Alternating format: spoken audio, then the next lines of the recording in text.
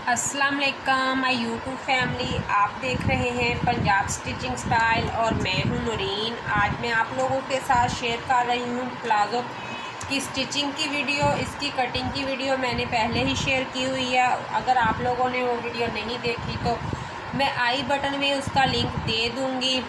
आप वहाँ से जाके कटिंग की वीडियो को ज़रूर वॉच कर लेना। आप लोगों को समझ आ जाएगी कि किस तरह मैंने कटिंग की वीडियो दी है। और ये कटिंग जो मैंने 10 ईयर की बच्ची के हिसाब से दी थी।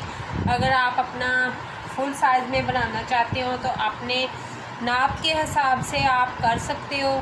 तो उतने इंच बढ़ाकर, वेस्ट का भी उतने इंच बढ़ाकर आप इसकी कटिंग कर सकते हैं। बहुत ही आसान मेथड के साथ मैं आप लोगों को समझाने की कोशिश करती होती हूँ कि आप लोगों को आसानी से समझ आ सके जिस बात से। तो जिन बहन भाइयों ने अभी तक मेरे चैनल को सब्सक्राइब नहीं किया तो प्लीज़ मेरे चैनल को सब्सक्राइब कर लें, बेल को ऑल पे ले जाएं ताकि आने वाली वीडियो का नोटिफिकेशन आप लोगों तक आसानी से पहुंच सके। और जिन्होंने अभी तक पीछे की क्लासें नहीं अटेंड की तो पीछे की क्लासें अटेंड कर लें ताकि आप लोगों को कटिंग और स्टिचिंग की बेसिक समझ आ सके। बहुत सारी क्लासें मैंने पीछे दी हैं जिस पे मैंने पैटर्न भी ड्रॉ करके बताए हुए हैं कि कैसे कटिंग की जाती है। तो आइए अब हम स्टिचिंग स्टार्ट करते हैं। तो सबसे पहले स्टिचिंग करने से पहले हमने इसको उठाना है। तो हमने इससे पहले ये हमारी हो गई है आसन की तरफ से और ये हमारी सीधी तरफ से है। प्लाज़ो को एंड तक पहुँचे की तरफ से हम इसकी स्टिचिंग कर देंगे। आसन की तरफ से ये थोड़ा सा बड़ा होता है, फ्रंट बैक का पार्ट और फ्रंट का छोटा होता है। तो इसकी मुकम्मल स्टिचिंग आप देख सकते हैं वीडियो में, मैं अब लिंक दे दूँगी आई बटन में। तो अब हम साइड की सिलाई लगाएंगे। एक बैक का पार्ट लेंगे और एक फ्रंट का लेके हम इसकी साइड की सिलाई एक पैर का दबाव रखते हुए सिलाई लगा देंगे। और कोशिश किया करेंगे शुरू से सिरे से पक्की करके ही सिलाई को लगाया जाए।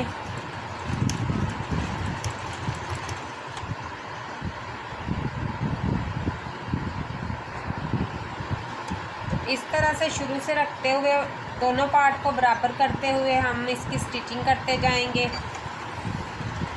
एक पैर का दबाव रखते जाएंगे।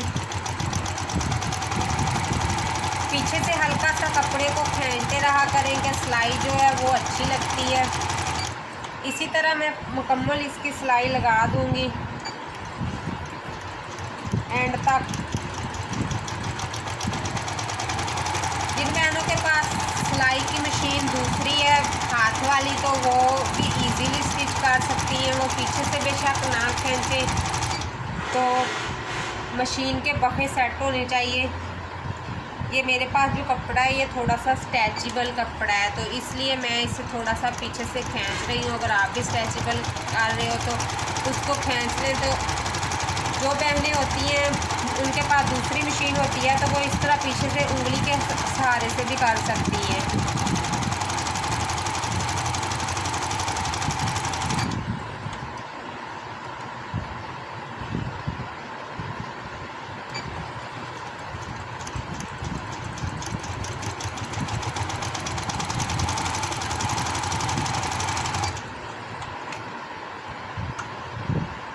ये हमारा एक पार्ट मुकम्मल हो गया है।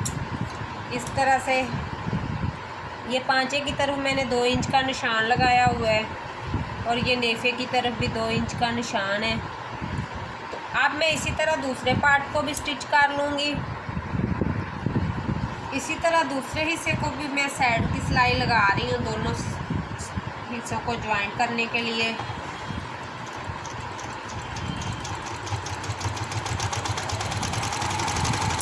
मशीन की आवाज़ थोड़ी सी आएगी आपको, उसे आप लोग अवॉइड करना।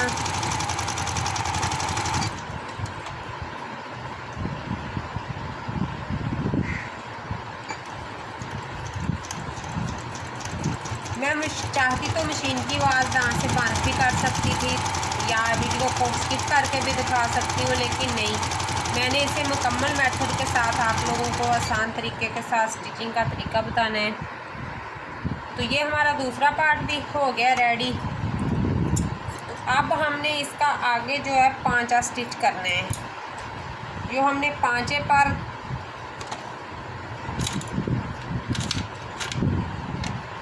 2 इंच की निशानदगी थी पहुँचे पार जो लगाई हुई, तो उसी के हिसाब से हम इसका 5 स्टिच करेंगे। उसी 2 इंच के हिसाब से मैं इसको फोल्ड कर दूंगी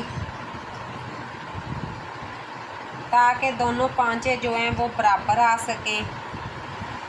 आप कोशिश करें कि दोनों को बराबर पकड़ के तो इस तरह से हल्का सा निशान लगा लें कैंची के साथ, कि आपको पता लग जाएगा कि मैंने यहाँ से सिलाई शुरू करनी है और यहाँ तक आके मैंने इसकी स्टिचिंग ख़त्म कर देनी है। तो इस तरह से ये छोटे छोटे से निशान लगा लें। अब मैं इसको इस तरह से इस पार्ट को खोलती हूँ तो हमारा पांचा जो है वो मुकम्मल हुआ है। तो अब इसको मैं यहाँ से फ़ोल्ड करूँगी। इस तरह से पहले सिंगल फ़ोल्ड करती हूँ इस तरह से, और फिर इसको 1/2 इंच अंदर की तरफ दबाव देते हुए इसको डबल फ़ोल्ड कर दूँगी इस तरह से। अगर नहीं समझ आई तो ये देखें, मैंने 1/2 इंच अंदर की तरफ फ़ोल्ड करते हुए यहाँ तक हमने ये निशान लगाया था कैंची के का वो वहाँ तक कर दिया है। अब इसको भी हम इसी तरह स्टिच कर देते हैं। बहुत ही आसान ट्रिक के साथ आप प्लाज़ो घर में और बहुत ही अच्छा बना सकते हैं।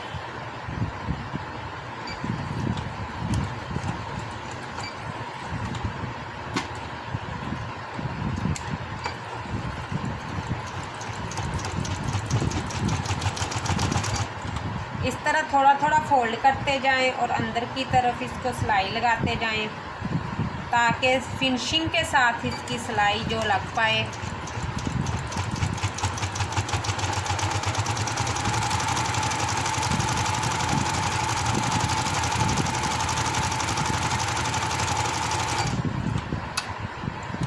इस तरह से बैक साइड से ये फोल्ड हो रहा है और ये हमारी फ्रंट साइड है। कोशिश करें कि धागे की मैचिंग हो सूट के साथ। जब आप शुरू से इसे सही फोल्ड कर लेंगे तो एंड तक ये खुद ब खुद ही उतना ही फोल्ड होएगा जितना आपने शुरू से किया है। इसका इतना अच्छा तरीका होता है फोल्ड करने का। जितना दबाव उसके अंदर शुरू में दिया है एंड तक उतना ही आएगा। ये देखें एंड तक बिल्कुल सीधा आ रहा है। तो अब वही दबाव मैं अंदर देते हुए इसको ऐसे स्टिच कर देती हूँ एंड तक।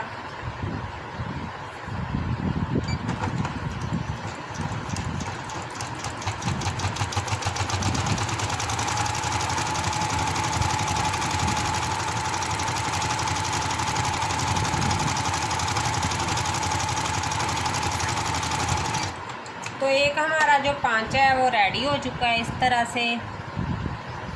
तरह से मुकम्मल हो गया है। अब मैं दूसरा पांचा सिलाई करती हूँ।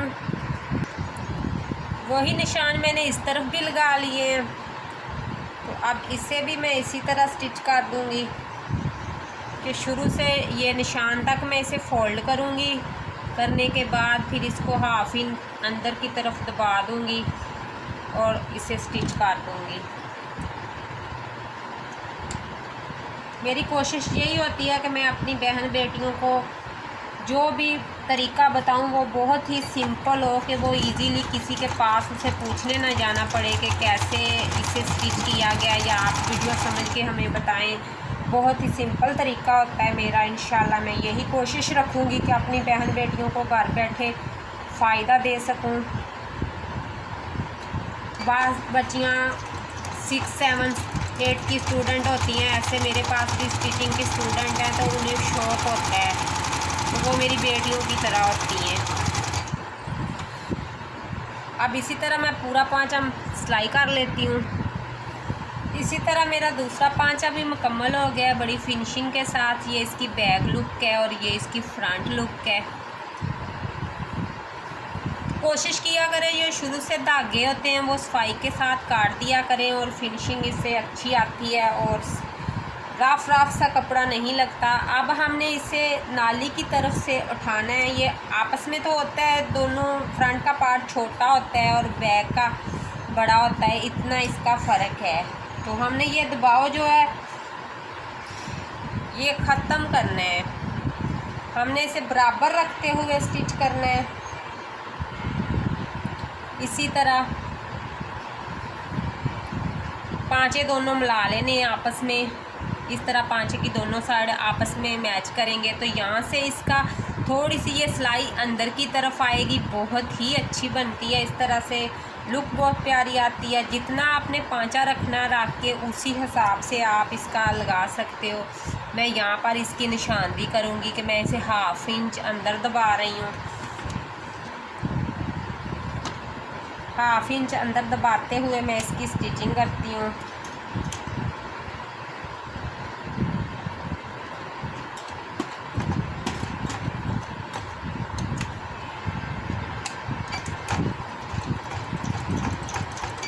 इसी तरह बैक को मोड़ते हुए इसको पक्का करूँगी। आप भी शुरू से सिलाई को ज़रूर पक्का किया करें। सिलाई जो पक्की होती है तो बार बार उसका निकलने का खदशा नहीं होता। और अगर आप स्टिचिंग करते हैं दूसरों के लिए, लोगों को करके देते हैं, तो उसमें आपको इसकी शिकायत आने का भी नहीं मौका मिलेगा।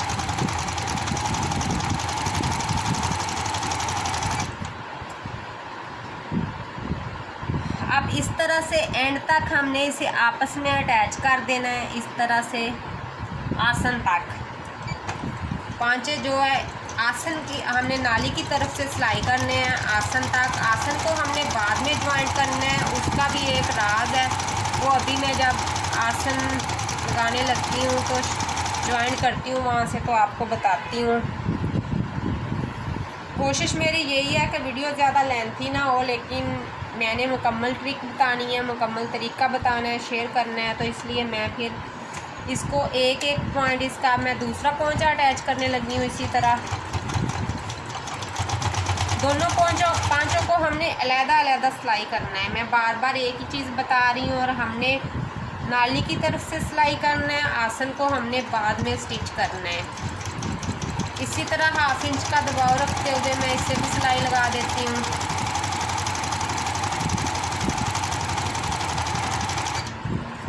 एंड तक आसन तक इसको भी इस तरह स्टिच कर दूंगी।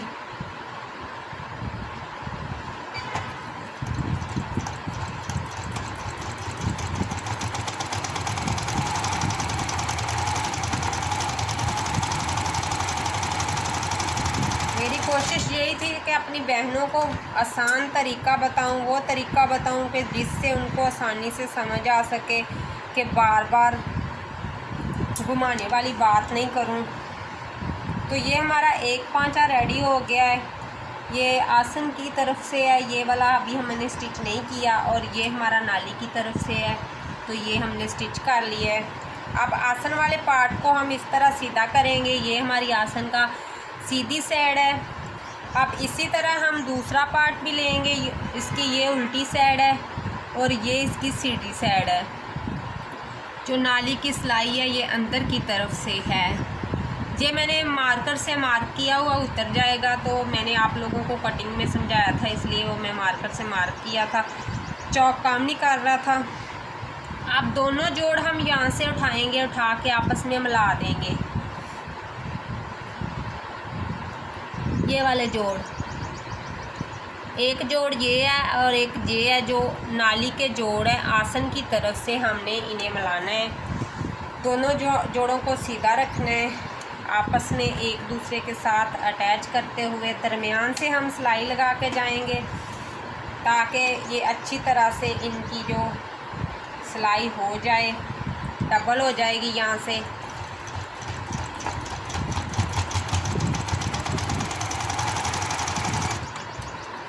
बीस से 25 मिनट का काम है, ट्राउज़र सिल के रेडी हो जाता है।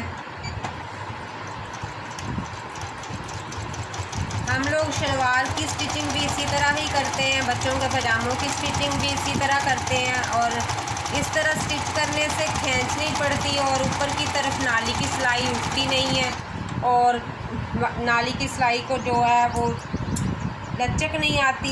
वो लचक जो होती है कि बाल से पड़ना शुरू हो जाते हैं, ऊपर की तरफ खींचना शुरू हो जाती है, वो खींचेगी नहीं इस तरह से सिलाई करने की वजह से। यही एक छोटी सी ट्रिक थी जो मैंने आप लोगों से शेयर करनी थी। अब मैं हाफ दूसरी तरफ से अब आसन को सिलाई कर देती हूँ, काट के फिर मैं आप लोगों को दिखाती हूँ। कि ये कैसे मैंने किया है।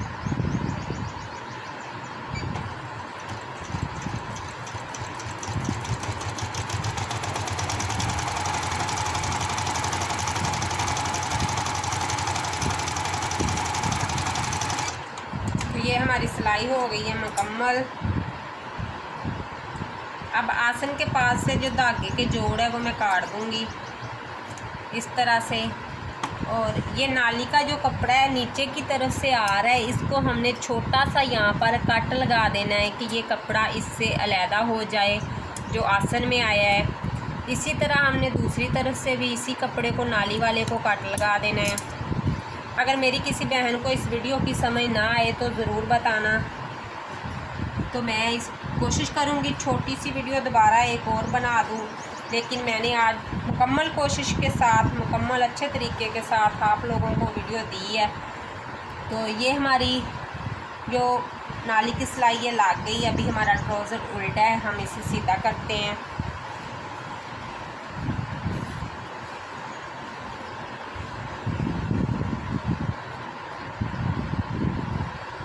तो ये हमारा ट्राउज़र सीधा हो गया है इस तरह से। तो ये है हमारे ट्राउज़र की मुकम्मल जो सिलाई हमने लगाई है। ये हमारी आसन की तरफ से है और ये हमारी नाली की तरफ से सिलाई है और ये इसके पांचे हैं। इस तरह से ये रेडी हुआ है। थोड़ा सा मैं आप लोगों को ऊपर उठा के दिखाती हूँ कि इस तरह से ये रेडी हुआ है, इस तरह से।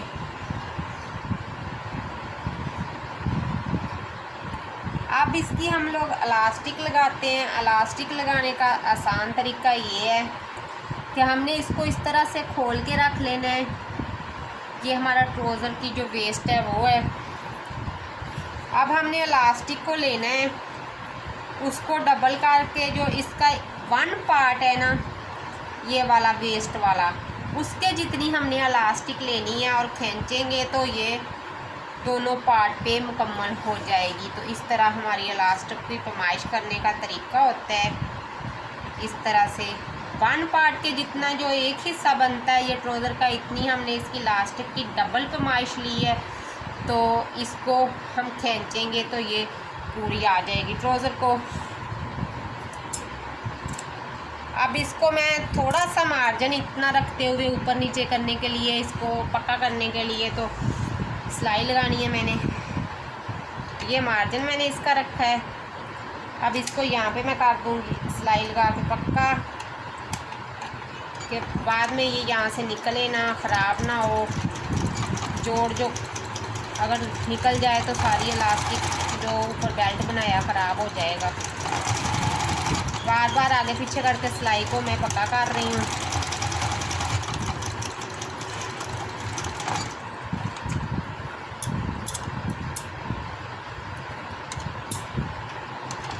अब मैं मशीन को थोड़ा पीछे करती हूँ तो आपको समझाती हूँ कि कैसे करना है। ये बैक का पार्ट थोड़ा सा बड़ा है, तो ये मैंने आपको कटिंग में बताया था कि थोड़ा सा बैक का पार्ट हम बड़ा रख के इसकी कटिंग करते हैं। तो अब हमने इलास्टिक के जितना ऊपर जो 2 इंच का मार्जिन छोड़ा हुआ था उसको ऐसे रखते हुए इलास्टिक को ऊपर की तरफ ऐसे फोल्ड कर लेना है। फोल्ड करते हुए वही हाफ इंच का दबाव अंदर की तरफ दे देंगे इस तरह से देते हुए। तो अब हमने दोनों कपड़ों पे सिलाई लेके आनी है। पहली सिलाई है जो हमने इलास्टिक पे नहीं लेके आनी, कि वो इसलिए कि बाद में हमने इलास्टिक के ऊपर सिलाई लगानी है। मैंने इलास्टिक कलरफुल यूज़ किया और आप चाहें तो वाइट भी यूज़ कर सकते हैं। मेरे पास इसका रिज़ल्ट बहुत अच्छा है तो मेरे पास यही थी तो मैंने यही इस्तेमाल किया है, तो इसलिए यही दिखा रही हूँ आपको।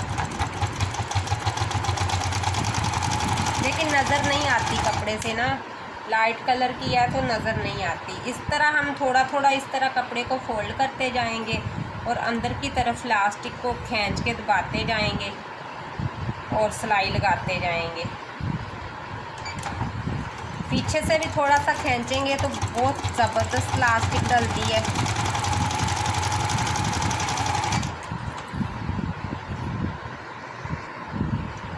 ये देखें पीछे से कितनी प्यारी इलास्टिक बन रही है।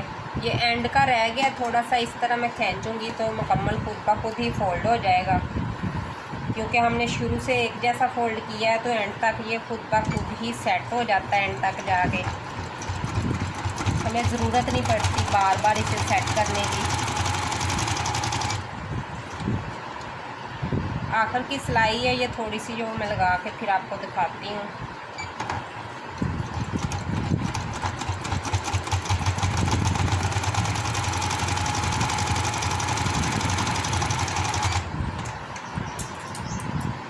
फिर वही बात करूँगी कि धागे को ज़रूर काट लिया करें, कि नीटनेस का जो ख़ास ख्याल रखा करें कि सफाई नीट लगेगी। अगर धागे नहीं लगे बार बार काटेंगे तो सिलाई वही रफ ही नज़र आएगी। तो ये हमारा मुकम्मल ट्राउज़र का जो बेल्ट है वो बन चुका है। इस तरह से बना है ये, इतने फ़र्क में ये आएगा जिस तरह हमने कटिंग की थी उसी हिसाब से इसका ये फ़र्क आएगा। तो ये इसकी आसन है, तो नीचे से थोड़ा सा ऐसे ऊपर की तरफ जाएगी क्योंकि हमने इसका इजाफा रखा हुआ था, जो हमने फैब्रिक को इजाफी किया था उसकी हिसाब से ये। अब इसको हम इस तरह मुकम्मल खींच के इसके ऊपर से सिलाई लगा देंगे इलास्टिक के, कि ये एक जगह पे बनी रहेगी फिर एक जगह पे टिकी रहेगी। तो मैं इस पर जिगजैग सिलाई लगाने वाली हूँ। आप जो भी सिंपल भी लगा सकते हैं, लेकिन मेरे पास मशीन है कंप्यूटर तो मैं जिगजैग लगा रही हूँ। इस तरह से खींचते जाएंगे, मुकम्मल सिलाई करते जाएंगे। कोशिश करें कि सिलवट ना आने पाए, इसके अंदर जो चुन्नट है वो ना आने पाए। अगर लास्ट की पमाइश पहले ठीक हुई तो कभी भी वो जो चुन्नट है वो नहीं आएगा।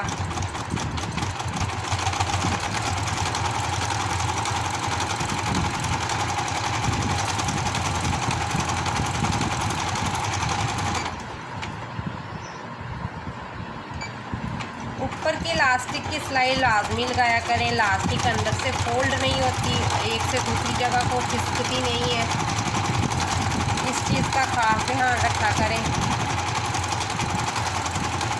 ये देखिए एंड तक कोई भी चूंट नहीं आया इसमें, एंड तक बिल्कुल खींचते हुए मैं इसको कर रही हूँ।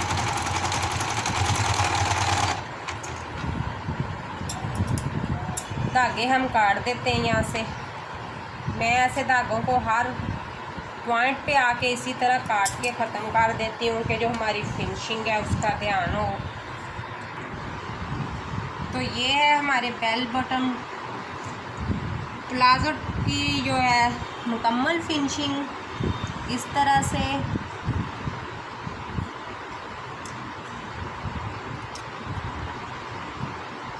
सॉरी मेरे मुंह से बेल बटन निकल गया, ये बेल बटन ट्राउज़र नहीं था, ये प्लाजो ट्राउज़र था। प्लाजो जो सिंपल कटिंग में होता है मुकम्मल मेथड के साथ, और जो बेल बटन होता है अरेब में बनता है। तो इस तरह से इसकी मुकम्मल फिनिशिंग आई है।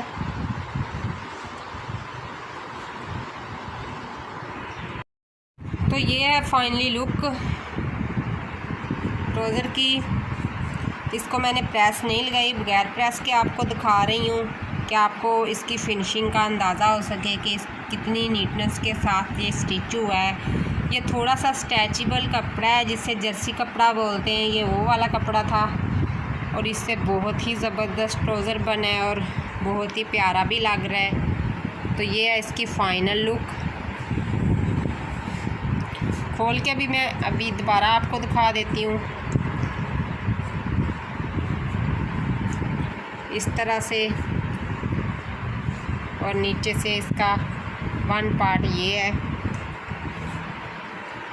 तो ये है इसकी फ़ाइनल लुक। आज की वीडियो में इतनी ही, मिलते हैं कल की वीडियो में। अल्लाह हाफिज़।